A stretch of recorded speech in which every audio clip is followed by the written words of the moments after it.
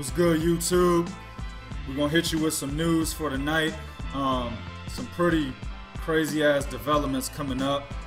We got 50 Cent and SMS promotions and how 50 Cent is not answering his phone calls when his fighters are trying to get a hold of him because he's acting like the snake that he is, that he's always has been in the rap game, in the movie game, now in the fucking boxing game, right? We also got a letter that was sent to Guillermo Rigondeaux by the WBO organization, basically telling him to give them a reason why they shouldn't strip him of his title. We also have Manny Pacquiao contemplating retirement, talking about he talked to God, so now he's ready to retire and run for Senate. And then lastly, we have Max Kellerman basically saying that Andre Ward is the #1 pound-for-pound fighter in Floyd Mayweather's retirement, and that Golovkin has not proven himself.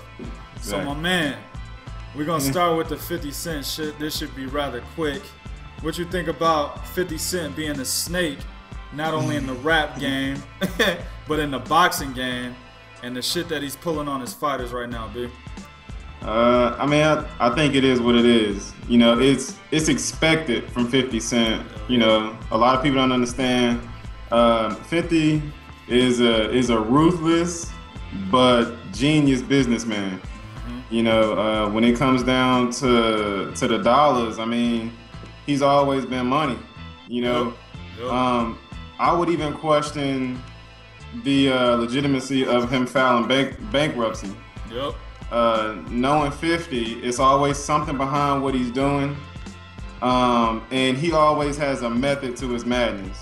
You know, so a lot of people are gonna say, well, why would he file for bankruptcy and screw his fighters? That's just who 50 Cent is. Those are just the kind of games that 50 plays. Yep.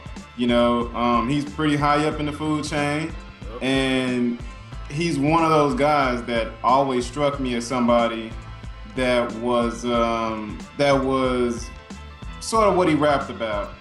Not in terms of him being this street dude, but definitely in terms of somebody that doesn't really give a shit about some of the things he does to people. Word. You know, because of his own arrogance. Yep. So I think it's bullshit that he would pull some of these moves on Gamboa and on a lot of the fighters that he has. I really hope those guys are able to get out of their contracts some kind of way. I don't know how, but hopefully it turns out good for him. Man, like, I saw this shit. This was written on the wall, B.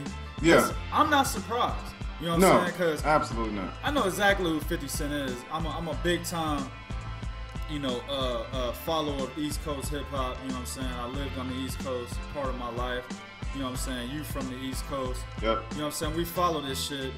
I was a listener of The Firm, Nas, AZ, Nature. You know what I'm saying? Foxy Brown, that little group that they had in the mid 90s. 50 Cent did a lot of songs with them. He snaked them motherfuckers out. Yeah. He snaked out Queensbridge. You know what I'm saying? Yep. That's why he went to the West Coast. You know what I'm saying? That's why the motherfucker got shot 9 times, B. Niggas don't just get shot 9 times for no reason. Yeah. You know what I'm saying? Yep. I mean, I'm not saying I know the reason, but that shit is, I mean, it's a red flag right there. Oh yeah, you know yeah. So he's always been a snake. So when I heard that he was gonna be a promoter in boxing, this is after, you know what I'm saying, he tried to snake Floyd Mayweather out of $2 million. Yeah. That he put up that Floyd didn't tell his ass to do, right? Yeah. Floyd is in prison. Yep. You know what I'm saying? My man put up $2 million of his own money to help his boy out. That's like me helping you out, right? Without you asking me, and then I ask you for payment. Yeah. You know what I'm saying? That's some fucked up shit, B. Right? So he tried to snake Floyd right there. So when I knew he was becoming a promoter, even after that shit, I was like, he about to fuck up everything. I wish I had that shit on wax so I could go back and play that shit and be like, I told y'all niggas he was gonna be like this. You know what I'm saying? I knew nothing. I was looking at all the fighters that were signing with him. Billy Dibb, Yuri Yorkis Gamboa, Andre Darrell. I was like, man, we won't hear from these niggas ever again. Yeah, and guess what happened? That was the same thing that I was saying when I seen some of the names. I was actually surprised because the boxing community, a lot of people don't understand. It's pretty tight knit. Yeah. And it doesn't take too well to a lot of newcomers. Yeah. Especially ones that run their mouths like 50 Cent and that do some of the things that 50's done and align themselves with some of the people 50 has aligned himself with. I think the only reason why they got the Gamboa fight was because it was really a bad fight on paper for Gamboa. I mean, you look at some of Crawford's attributes and some of his abilities, there was no way Gamboa was going to beat him, especially not competing in a big fight. Yeah. You know, 50, we talked about this earlier, 50 kind of threw him to the wolves. Yep. And then he threw James Kirtland to the wolves. Yep. So 50 Cent is all about a dollar. All about his money, man. That is, I mean, that's him 100%. So he's somebody that's never to be trusted. Absolutely. Yeah, man, I hope, like you said, I hope they're able to get other contracts. You know, you told me earlier that you heard some shit about Yuriorkis Gamboa. You heard one story that he's trying to make amends and trying to get 50 to try to stick by his side. And then another story about him trying to sue him. I'm willing to go by the first story simply because hopefully this shit wasn't a verbal agreement that he would fight 3 times per year for 4 years. Yeah. That's apparently what was a stipulation in the contract. If it was written in the fucking contract, then my man needs to sue 50 Cent because he's only fought 3 times in 3 fucking years instead of 3 times per year, right? Yep. So he needs to go sue 50, B. No, he does. Right, but if it's verbal, then I can see why he's not doing shit because there's no contractual agreement saying that, hey, I consent to this. As 50 Cent, I consent to this, so I'm liable for it. So it's, hopefully, maybe he really is just trying to stick by his side. Yeah, hopefully 50 is contractually obligated to produce those fights. Just looking at some of the names in the lightweight division, is the division I believe Gamboa fights at, I see absolutely no way 50 can get those names to fight Gamboa. So even if it does work out, I still don't see anybody negotiating a fight with Yuriorkis Gamboa simply because he's with 50 Cent. I mean, I just don't see it, especially if the fight makes sense on paper. I don't think they'll actually. I don't think they'll go for it. Gamboa, and we have to remember Gamboa is not getting any younger. He's 33 years old. So I mean, his career is really coming to an end in terms of his age. You know, so hopefully he can get this settled. Yeah, one thing I want to mention in there too, before we move on to the next topic, man, is that he really fucked himself. 50 did, because when he first started signing his fighters, right? Mm-hmm. He went in on Oscar De La Hoya. Yeah. Said a whole bunch of homophobic slurs. Now, we all know Oscar De La Hoya is a faggot, but that's not the point, B. when you are trying to make money, right?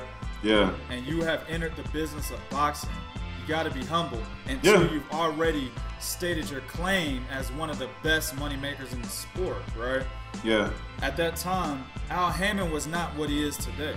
Yeah. At that time, the motherfucking man was Oscar De La Hoya. My man had 70 plus fighters in his stable at that time. 70 plus, B. I'm trying to be that motherfucker's friend, gay or not.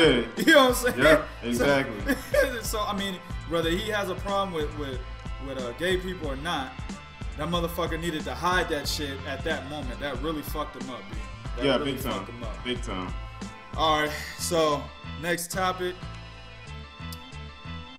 Just read today the WBO issues what they call a show cause letter to Guillermo Rigondeaux, basically telling him he has 30 days to pretty much let them know or to prove to them why they shouldn't strip him of the WBO 122-pound title. Now, B, I want to be the nigga to write the fucking letter back to the WBO. I could be this motherfucking spokesman. You know what it is? Nobody want to fight this motherfucker. Yeah. Absolutely right. Shit. Absolutely right. You know, it sucks for Rigondeaux, man, that the WBO would even be writing him a letter or sending him a letter saying that they plan on stripping him or whatever the case may be, simply because, like you said, nobody wants to fight him. I do believe that, and this is on topic, but it's a slightly different issue. I believe, man, that the fans have to get involved in terms of holding these sanctioning bodies accountable. Right. You know, and just holding boxing accountable overall.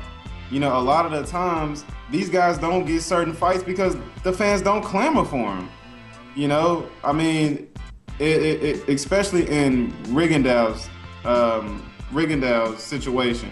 You know, when Rigondeaux challenges someone like a Lomachenko or whomever the case may be, if that fighter is a fan favorite and he stands to lose to Rigondeaux, the fans, they'll be as quiet as mice. Absolutely. You know, but if they think their favorite fighter has a chance against a particular fighter, they'll clamor for it, they'll call him a coward, they'll say how scared he is, they'll turn the tables, and they'll make it seem as if the particular fighter is running away from the so-called fan favorite, when in reality it's the other way around. So the fans definitely, man, the fans need to have just a louder voice, you know, and just clamor for guys like Rigondeaux to fight whomever he's challenging, whether it be a bigger Lomachenko or whomever it is. You know, fans have to stop being scared to see their favorite fighter lose. You know, I mean, I've got a lot of favorite fighters, but if they lose, fuck it. It is what it is. You know, that's them and not me. Yeah.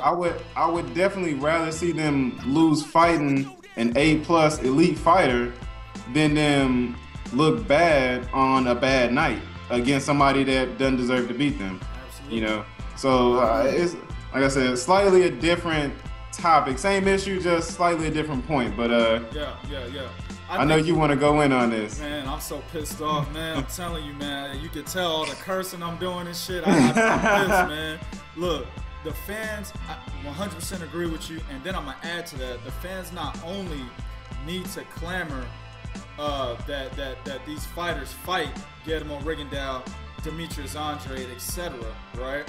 When these guys are the champions of their fucking division and they have mandatories who are clearly fucking ducking them, right? Yeah, yep. The fans need to clamor for these goddamn organizations to actually order fucking fights. Dog, yeah, absolutely. The same shit happened to Demetrius Andrade, right? Yep. My man is the same organization, the WBO junior middleweight champion, 154, right? Yep. After he beat Brian Rose, Canelo was his fucking mandatory. Yep. Canelo was probably his mandatory before that. But I saw it after he beat Brian Rose, right? I mean, Rose, excuse me. So, why isn't the WBO clamoring for that fucking mandatory fight, right? Well, I can tell you why. Because it's a popularity game. Yeah, exactly. They knew Canelo was trying to get the fight with Cotto, right? Yep. Oscar De La Hoya probably either paid the WBO some fucking step-aside money, like we like to say fighters pay other fighters. Motherfucker paid the organization, hey, don't say shit, dog, about, Canelo not fighting Demetrius Andrade, because Demetrius was out on record calling Canelo out, dude. Oh, yeah. I remember he was calling Canelo a pussy. He was calling him a bitch. He was calling him a cinnamon bitch. I mean, my man was going off, B. He wanted the fucking fight. And as the champion, he was trying to fight his mandatory. When do we ever see that? We don't see that often, B. Nope. And he was trying his hardest to fight his mandatory, and the WBO neglected to order the fucking fight. Not only did they neglect it, they stripped my man. That's some bullshit, B. So I'm looking at the fucking the WBO rankings, and then right now, go look it up, YouTube. It says vacant for WBO Junior Middleweight Champion, right? Canelo fucking Alvarez is still #1. Demetrius Andrade is not even on the fucking list.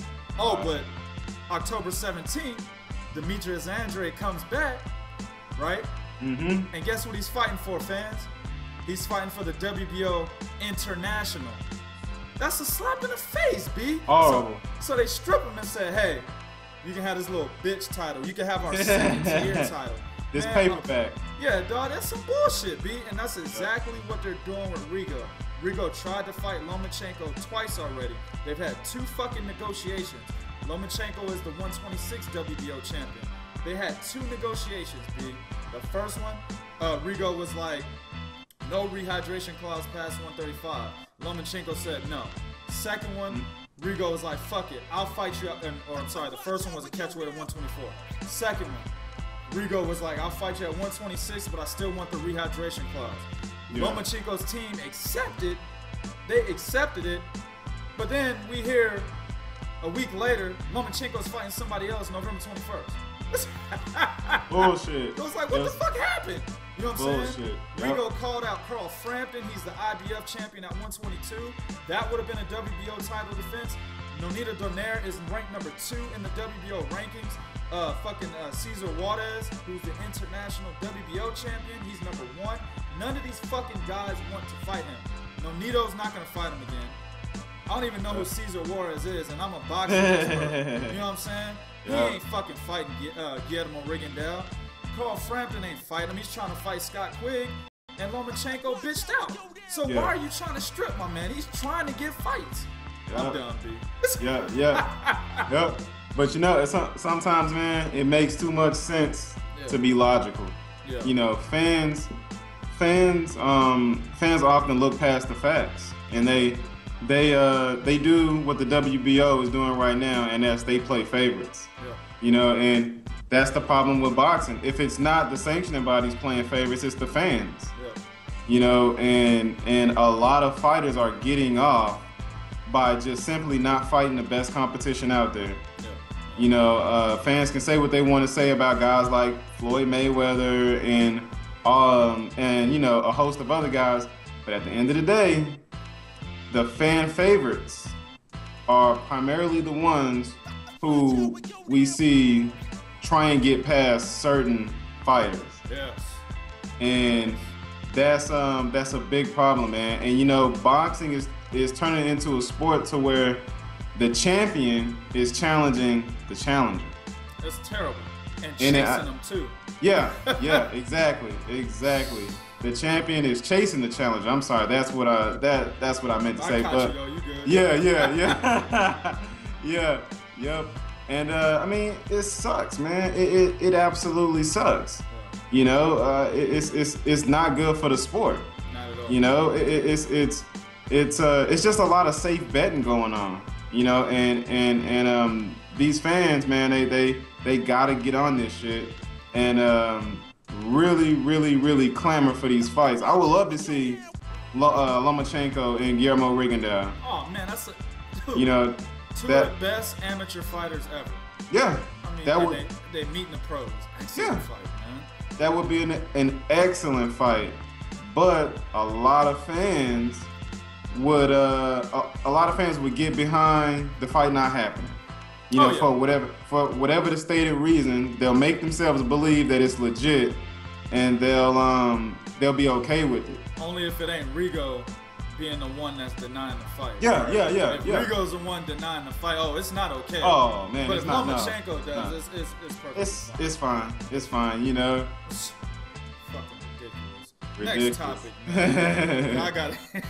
You know what I'm saying? These next 2 topics will calm me down, B. You know what I'm saying? I apologize. All right, so I just love this shit, man, and I hate when this sport is there's a mockery being made of the sport. Oh, absolutely. Any true boxing fan should feel the same. Absolutely. So the next topic will be my man, Manny Pacquiao. Boom, boom. Fucking Manny Pacquiao says he's ready to retire because he talked to God. I mean, let me just stop. God is like, we just obviously inferior because, I mean, Oh, I man. believe in God, but God does not come to me every day and tell me some new shit. And he damn for sure doesn't heal my shoulder, be with salt water. You know what I'm saying? Like I've had this nagging groin injury for like 10 years, because I played ball my whole life. You know what I'm saying? You know that. It's a nagging groin injury, and I swam in the ocean. I swam in the ocean in 2006, and I believe in God. Why didn't he heal my damn groin injury? 2K.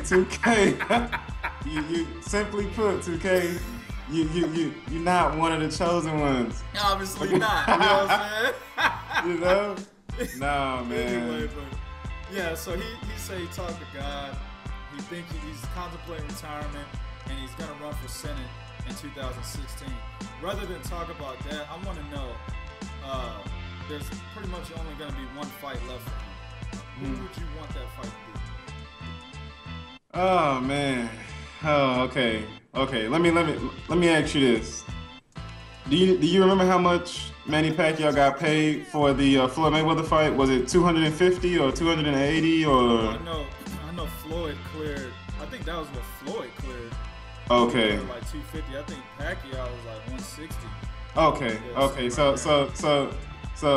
I don't know, what God Manny Pacquiao talked to, but I'm sure he had a parachute waiting for him so he can slide out of this thing pretty clean and kind of take his riches and go off.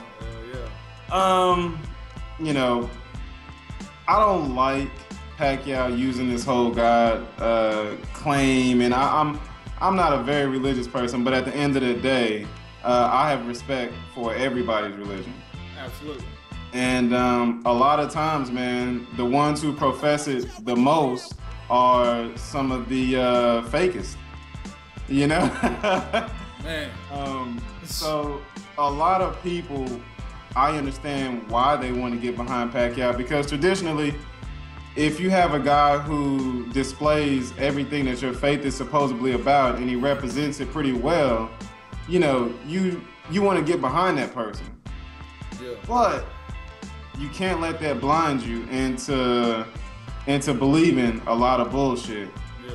Yeah. And that's what Manny Pacquiao is doing right now. I think he's been playing the fans for a long time.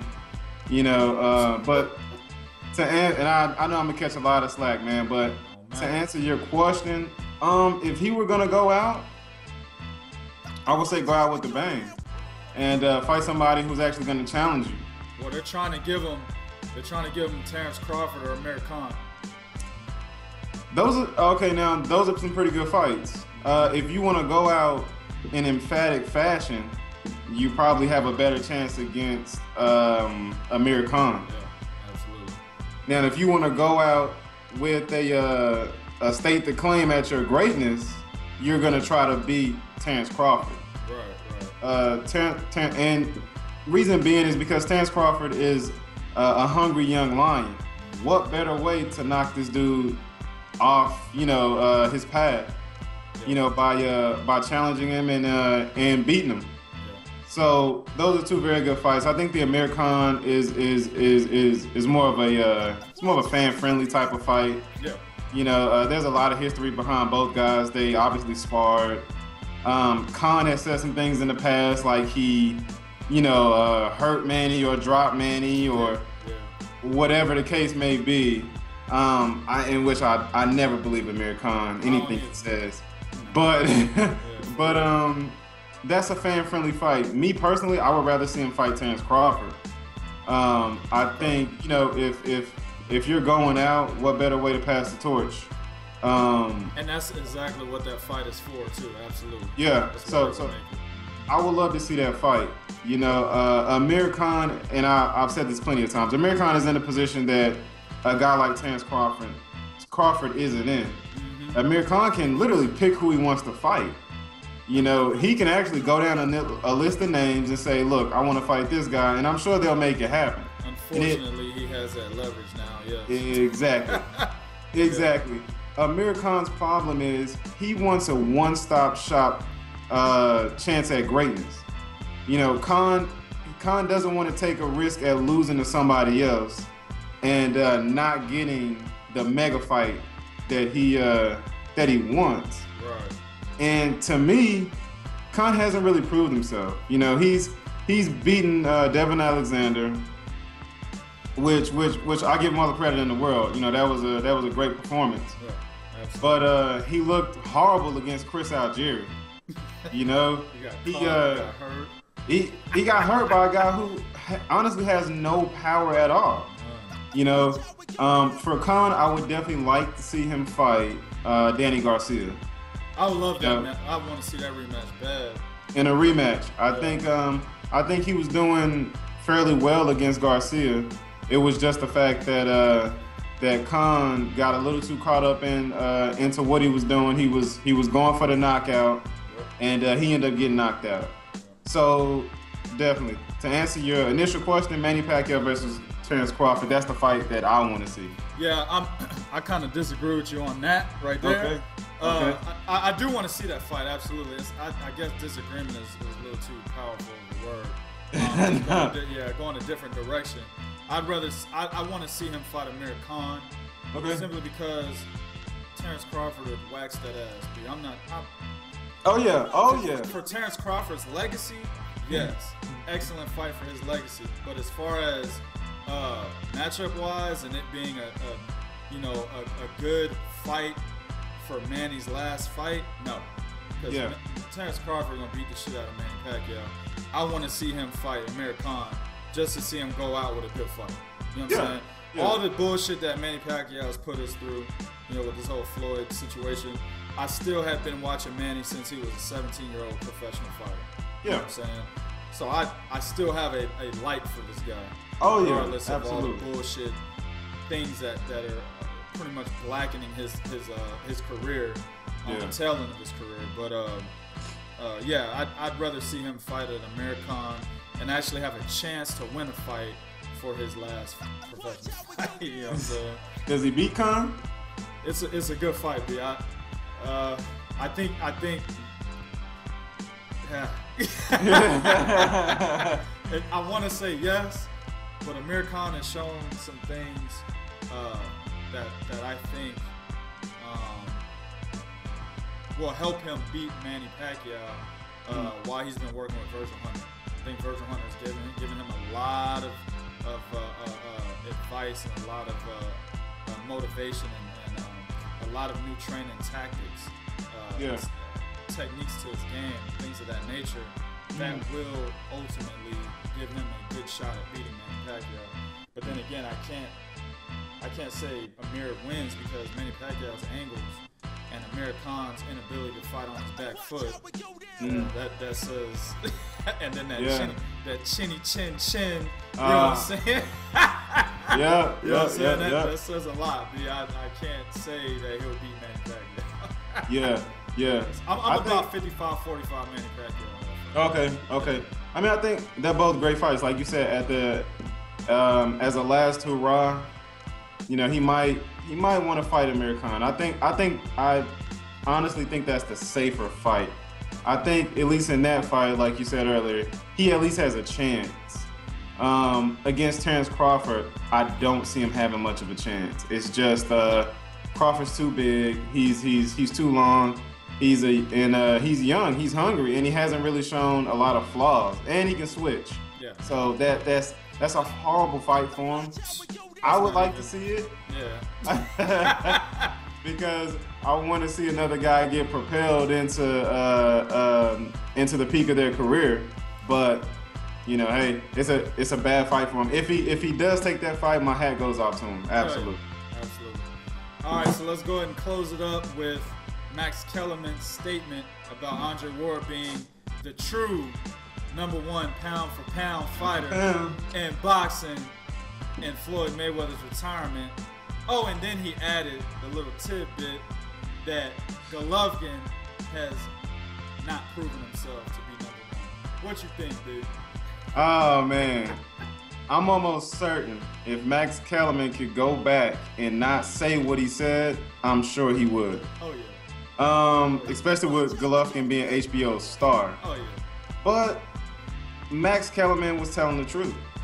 Andre Ward should, in my on my pound for pound list, Andre Ward is my number one. A lot of people want to say that he's not because he's been so inconsistent. Now, I'm not going to get into, you know, the reasons for his inconsistency, but at the end of the day, his record is not going to change. The names on his exactly. The names on his record don't go away. You know, no matter how much, or I'm sorry, no matter how many names Golovkin gets on his record, they essentially have no credibility when you stack them up next to an Andre Ward.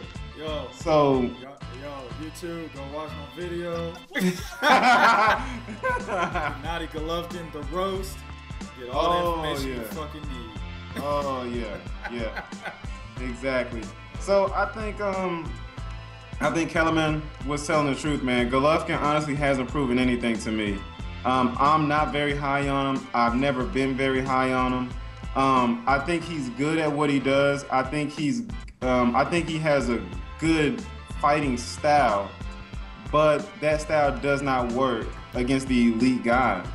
You know, you're not just gonna walk straight forward at a guy and just terminate him as soon as you hit him. Right. You know, and a lot of his fans should actually be asking, will this power work against an elite guy? Will this strategy work against an elite guy? They don't have that mental capacity, B. Yeah. His fans are mostly casuals. Yeah. And guys that just like brawlers, guys that are impartial to boxers and partial towards brawlers. Yeah. Power is the first thing that they see, so they're not gonna disregard his power, or they're not gonna pretty much speak lightly of it in that attitude. You know what I mean? So. Yeah. But you know what, 2K, and I'm gonna say this, man. You can search anybody that's sparred Golovkin, and when they talk about him, they go, "Oh, it's the hardest I've ever been hit." Anybody that they've been in the ring with, they go, "Oh, it's the hardest I've ever been hit." My question is, well, who the hell have you been hit by? You know, who else have you been hit by? Yeah. You know, if a guy who can crack hits you for the first time and he's probably the biggest puncher you've fought to date, of course that's the hardest puncher you've ever fought. Yep. You know, so like I said, man, when you fight elite guys, that power translates differently. Shit, you know, to piggyback off of that, your boy Gabe Rosado has fought a lot of guys that can crack, and he said Golovkin is not the hardest hitter. Yeah. Yes. So there you go. Yeah. It absolutely. And anybody can go and YouTube that. You know, he said that Golovkin hits hard, but it's not the hardest that he's ever been hit. Yep. And I believe in another interview he compared Peter Quillen, Golovkin, and surprisingly Bernard Hopkins. He compared all of those guys together, and said who hit the hardest. Now, like I said, you know the fans can YouTube that and take away their own opinion from it. But at the end of the day, man, I think Max Kellerman was telling the truth. Like I said, he hasn't proven himself. Fans are gonna ride and die on, well, nobody wants to fight him. But the guys who have wanted to fight him, he hasn't wanted to fight them. Absolutely. So, you know, Yep. that's where that stands. Yeah, and you said it for me. I don't even need to talk, dude. I'm one of the guys that feels that it's kind of premature putting Andre Ward on the pound for pound list. If at the most the bottom 5 of the list. But at the same time, I don't think Golovkin should be on the list at all. You know what I'm saying? He's made a career, a 9-year career. He turned pro in March or May of 2006. Yeah. He made a 9-year career of fighting bums, C and D level fighters. Wow. He's fought maybe 2 B level fighters in 33 fights.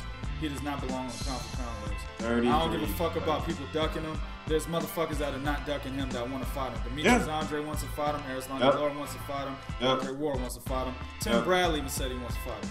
So there's motherfuckers that want to fight him. He's just not fighting them. He's just not fighting these guys. I don't want to hear that. Yeah, I don't want to hear nobody's bullshit talking about, well, he's only fighting C and D level fighters because nobody wants to fight it. No. You know what I'm saying? Like I said, if you were as hungry as you claim to be to fight the elite guys and Big Drama Show. Max, I want Big Drama Show.